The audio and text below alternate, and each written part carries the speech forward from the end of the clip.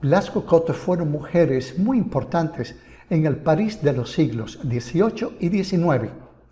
También se les llamaban mujeres de calidad, mujeres galantes, cocottes, semimundanas, escandalosas. Pero no se equivoquen, todas ejercían la misma profesión.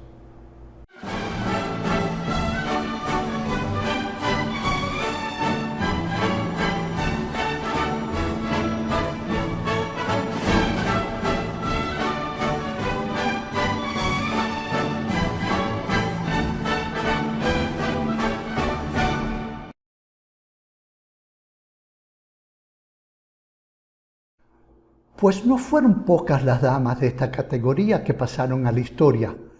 Madame de Pompadour, Matahari, la Belle Otero, de la que José Martí decía: ¿cómo dicen que es gallega? Se equivocan, es divina.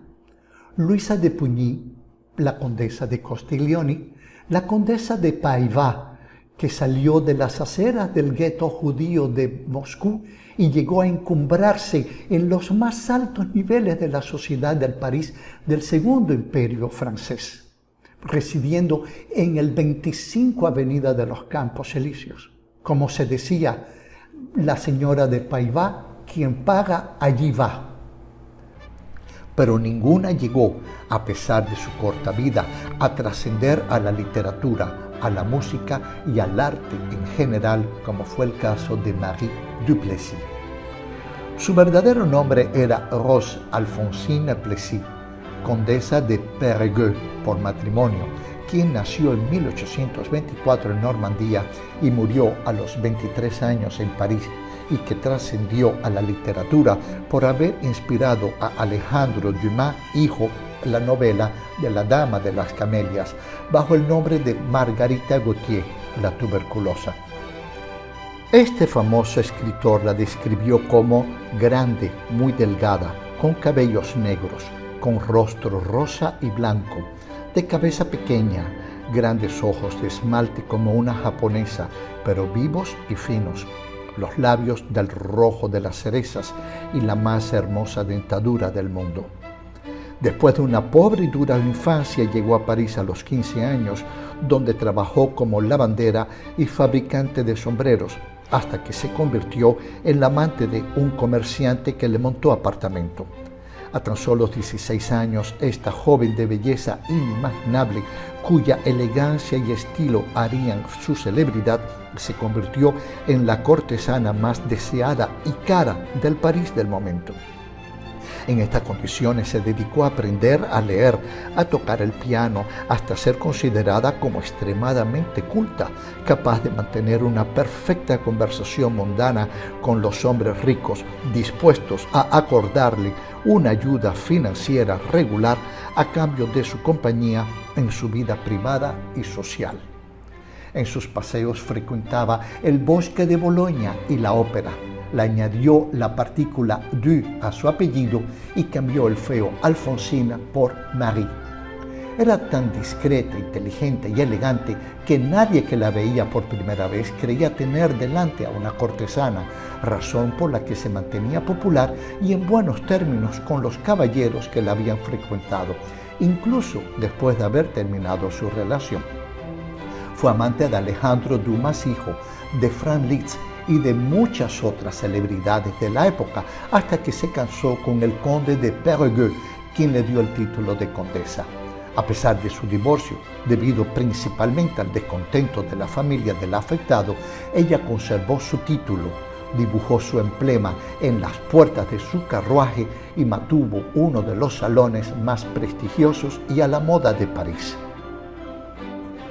La residencia de Madame Duplessis se encontraba en el 11 Boulevard de la Madeleine, que va desde la iglesia de la Madeleine hasta la iglesia Saint-Augustin, a solo unos pasos de la elegante tienda Trois Quartiers de la que era cliente asidua.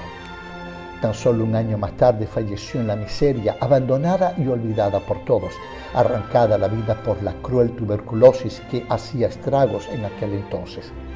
Solo 2 personas estuvieron a su lado al final de su vida: el conde von Stackenberg y Alejandro Dumas, hijo.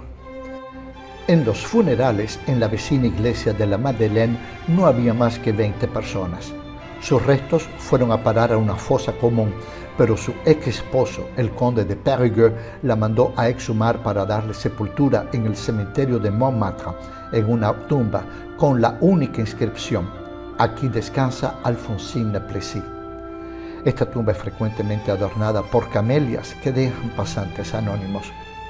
En la subasta que siguió a su muerte para sufragar parcialmente las grandes deudas de la Duplessis, se dio cita toda la buena sociedad de París para pelearse las posesiones de la que Franz Liszt dijera: cuando pienso en la pobre Marie Duplessis, la cuerda misteriosa de una alegría antigua resuena en mi corazón. A los pocos meses, Alejandro Dumas, hijo, le rindió homenaje con su novela La Dama de las Camelias, publicada por primera vez en Bruselas.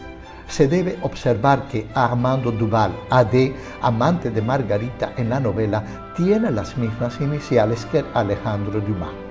Más tarde, en 1852, Verdi se inspiró en la pieza de Dumas hijo para crear la no menos célebre La Traviata, de la que todos recordamos la famosa aria del Brindis.